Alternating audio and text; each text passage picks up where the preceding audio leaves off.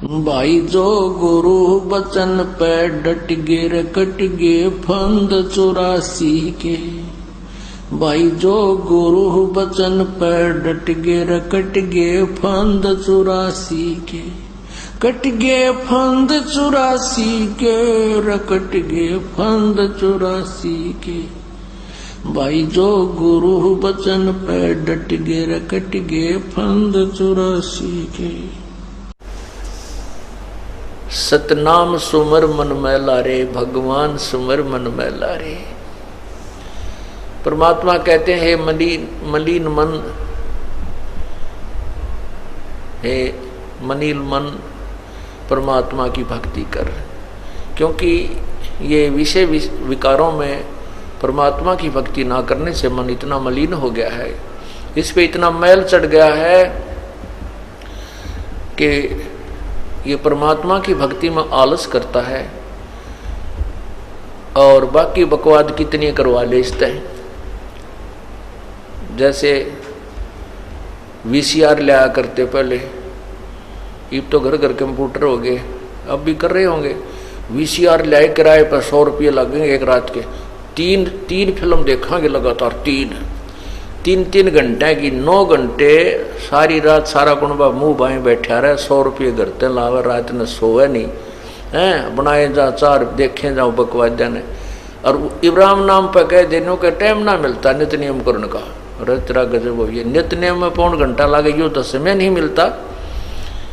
और मंत्र भी नो कहीं का दी पूरा हो से ना तो रह ही जाता है।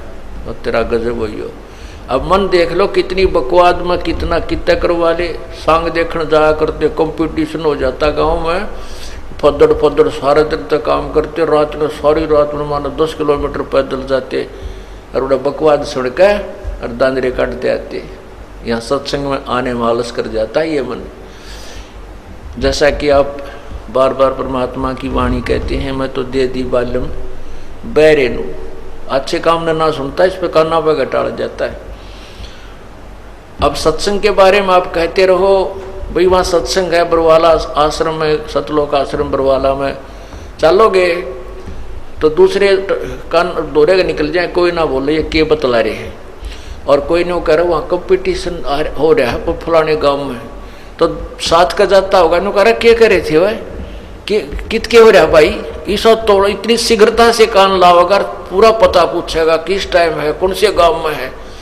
और सत्संग के जिक्र चले काना पर घटाड़ जाए, बात भी ना सुने, अभी तो मूर्ख से पागल है। तीसरा दिन सत्संग में जान की कहते रहते हैं। तो पुण्यात्माओं, ये मन इतना मलिन हो गया, इतना मैला हो चुका है, इसको ना जाने कितने साबुन की आवश्यकता है, अर्थात ना जाने कितने सत्संगों की आवश्यकता है, तब जाके इसका रंग पहचान में आओगा। जैसे हमारा ऐसा मन हो गया जैसे मिस्त्रियों के कपड़े हो जाया करें, ऑटोमोबाइल वाले होते हैं ना, मोटरसाइकिल कार ठीक करनी है तो ऐसा कपड़ा हो जाता, मैल से पहचान में भी ना आता ये कौन से कलर का है। हम इतने मलिन हो चुके हैं, कलयुग तक पहुंच गए, इन जो है ना मैल को अपनी आत्मा पर लगाते लगाते लेपते। अब परमात्मा ने डिजर्टेंट साबुन दे रखा तत्व ज्ञान का और पेट्रोल ड्राई क्लीन करने का, यानी ये परमात्मा का जो ज्ञान है, सत ज्ञान है, ये इस मैल को तार के छोड़ देगा। यदि इस परमात्मा के धोबी घाट पर जो कपड़ा आ गया, अर्थात ये चोला शरीर, जिस पुण्यात्मा यहाँ आ गई उसको धो ही डालेगा। परमात्मा ने ऐसी टेक्निक निकाल दी है, ऐसा साबुन निकाल लिया है कि अब इसके मैल को धो ही डालेगा। और फिर ये परमात्मा को पहचानेगा, ये भी पहचान में आओगा कि सचमुच भगत है कि जो ठगत है, ठीक हो जाएगा कुछ दिनों में। तो इसलिए कहते हैं, इसको समझाते हैं कि कौड़ी, पहले पुराने समय की वाणी है परमात्मा की, पहले कौड़ी हुआ करती, कौड़ी छोटी छोटी, फिर पैसे होते थे छोटे छोटे, फिर रुपया तो बहुत बड़ी चीज होती थी, अन्य होते थे। तो कहते हैं छोटे छोटे पैसे जोड़ करके तूने एक थैला भर लिया रुपयों का, और जाते समय तेरे साथ कुछ भी नहीं चला, पहले क्या करते थे, बैंक तो होते नहीं थे, और जिसके पास 100, 200, 500, 1000 रुपये हो जाते, उसको एक थैले में डालकर जमीन में दाब दिया करते, कहते कहीं को चोर ना उठा ले जाए, और उसको दबा करके भूल जाते कहाँ सी दाब रखा है। फिर वो मर जाता अचानक बूढ़ा, सोचा करता बाद में बताऊंगा, बच्चे जब कहीं बर्बाद ना कर दें अभी से। वो बूढ़ा मर जाता, फिर पैसे साथ ले जाता, नहीं ना दान कर पाता। फिर उसको मरते समय याद आती को होते रहे तो पैसे दब रहे थे यहाँ पर, बता वो सकता नहीं, क्योंकि उसकी जुबान बंद हो जाती है। जो भक्ति नहीं करते अंत समय में उस प्राणी की जुबान बंद करता है। ये काल के दूत आकर के कहीं यू राम नाम ना ले ले, अंत समय में कहीं इसको कोई भगवान की याद ना दिला दे, इसका जुबान बंद कर देता है और उसकी वृत्ति इतनी प्रबल परिवार में फंसा देता है। कभी लड़के को देखता, मेरे मन में बोल नहीं सकता मेरे छोटे बेटे का क्या होगा, उसका तो एक मकान भी ना बना है, उसका तो ऐसे भी नहीं है, मतलब इस तरह की वृत्ति में वो उड़ज पुड़ज करके और उसको वहीं वापस पशु पक्षी बनाकर भेज देता है काल। जिसमें ये प्राणी जो भक्ति नहीं करता उसकी मृत्यु होती है, देखना कैसे होती है, उसकी जुबान बंद हो जाती है, खींच खींच कर श्वास आता है।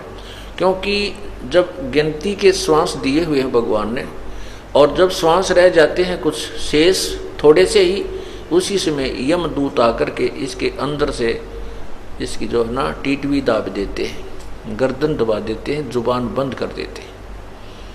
जैसे जुबान को पैरालिसिस हो जाता है ऐसा कर देते, पूरा शरीर को ही पैरालिसिस टाइप हो जाता है। और फिर वो गिनते हैं उसके श्वास कितने शेष रहते हैं इसके, वो फिर खींच खींच कर सांस लेता है, तो वो गिनते रहते हैं, अब इतने रह चुके हैं। वो पूरे होते ही वही बटन दबाकर उसको ले जाते हैं। उस समय उस यमदूत दिखाई देते हैं, उसको बेहोश हो जाता है और वो डरता है, शरीर को छोड़ जाता है, टट्टी पेशाब निकल जाती है भयभीत होकर के। आप देखना जो परमात्मा की भक्ति करते हैं उनकी मृत्यु देखना, जब उसका पेशाब और टट्टी और आंखें भी आसानी से शरीर निकलता है, उसको कोई पीड़ा नहीं होती। और जो भक्ति नहीं करते ऐसी दुर्गति होकर मरता है वो। और पहले तो यहाँ तक कहा करते कि इसके प्राण ना निकलते पापी के, गाय का पुच्छड़ पकड़ा दो, शायद कुछ थोड़ा बहुत पार हो जाए। ये टोटके है करवाया करते ये मूर्ख लोग। फिर कहते गंगा का जल ला दो, इसमें गंगा का जल घेर दो, इसका पंडा छूट जाता है, पीछा छूट जाता है। तो इस प्रकार भक्ति करने और ना करने वाले में बहुत अंतर है। परमात्मा कहते हैं आए हैं सो जाएंगे भाई राजा रंग फकीर, एक सिंहासन चढ़ चले एक जूड़े जा जंजीर। जाना तो सभी ने है, भक्ति कर रहे हैं वो भी शरीर छोड़ेंगे, जो नहीं कर रहे हैं वह भी छोड़ेंगे। जो शरीर भक्ति नहीं कर रहे हैं उनको तो यम के दूत बांध के ले जाएंगे एक मुर्जिम की तरह, और जो भक्ति करते हैं उनको परमात्मा विमान में बैठा कर ले जाएगा, सिंहासन पर बैठा। एक भगत जी बतावा था, कह रहा था जी मैंने एक बार स्वप्न आया कि मैं दादू साहब के जहाज में बैठा जाऊं था, ऊपर सतलोक की तरफ ले जा रहे थे, वो मेरे गुरु जी थे किसी जन्म में, और दादू साहब कबीर जी के शिष्य थे, परमात्मा मिले थे उनको बूढ़ा बाबा के रूप में। तो दादू साहब के जहाज में बैठा जाऊं था, और हमारे गांव की बहुत लंबी चौड़ी बनी थी, वहां पर बनी यानी जंगल होता है, और वहां मैं बालक से थे जो वहां आया करते, उसमें जाल होती थी पहले, उनका पील लगा करती, एक फल होता है जाल का पेड़ होता है, और वहाँ और भी बहुत से हम खेला कूदा करते बचपन में। वो दिख गया मैंने जहाज में गए, और मैं नो देखने लग गया, रे मैं तो यहाँ घूमा करता, यहाँ पर ऐसा खेला करता। ओहो, कहता इतने में मैं जहाज तो नीचे पटक दिया, और वहाँ आके पड़ा, और पड़ते ही आँख खुल गई, यानी वो सपना टूट गया। तो पुण्यात्माओं ऐसे ही हम मार खा जाते हैं, ऐसे ही हम वापस गिर जाते हैं इस लक 84 के चक्कर में। हमारे को अंत समय में युकाल कोई ना कोई ऐसी बीमारी याद दिवा देगा और मनु का हो ये तो बड़ा आनंद आ रहा था यहाँ पे, और उन सारे दुखों न भूल जा जो सारी उम्र पीड़ित रहा वो। तो पुण्यात्माओं, ये ज्ञान तत्व ज्ञान आपको इसलिए सुना जाता है कि आप सावधान रहें, आप मार ना खा जाएं जैसे पहले खा चुके हैं। तो कहते आए हैं सो जाएंगे राजा रंग फकीर, एक सिंहासन चढ़ कर जहां एक बंधे जात जंजीर। बहुत अंतर हो जाता है।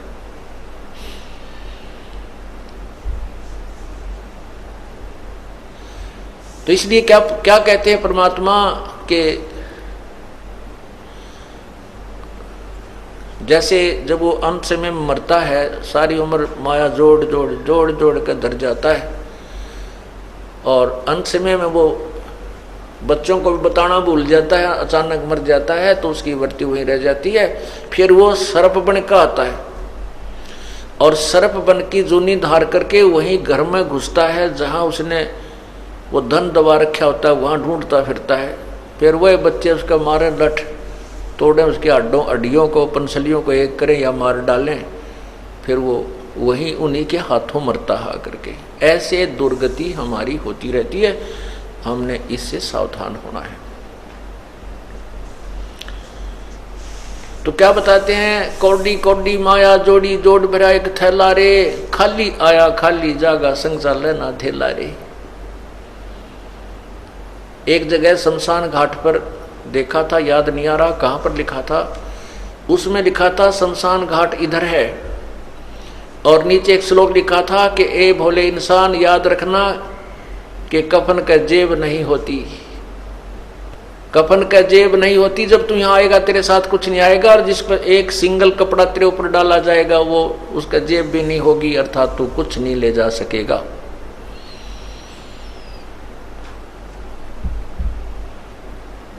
फिर क्या बताते हैं, मात पिता तेरा कुटुंब कबीला, यो कोई दिन का मेला रे। कुछ दिनों का मेला है ये आपका घर, और यहीं में लाया यहीं रे बिछुड़ जा, जागा हंस अकेला रे। यहीं यो मेला भरा था, और यहीं एक एक करके ये खत्म हो जाएगा, बिछुड़ जाएगा। और जब अकेले यहां से चलोगे, सारे परिवार को छोड़कर, जब देखना क्या बनेगी आपके संग में, जो परमात्मा को याद नहीं करते। परमात्मा कहते हैं हिड़की दे दे रोएगी सुरता जब तू चल लेगी अकेली। आत्मा को कहते हैं जब बड़े पूरे परिवार ने छोड़कर जिसको तू अपना मान रही है, फिर पछाड़ खा खा रोएगी जब तू अकेली जाएगी यहाँ से, तेरा कोई साथ नहीं जाएगा। इसलिए परमात्मा की भूल मत गिरने दे।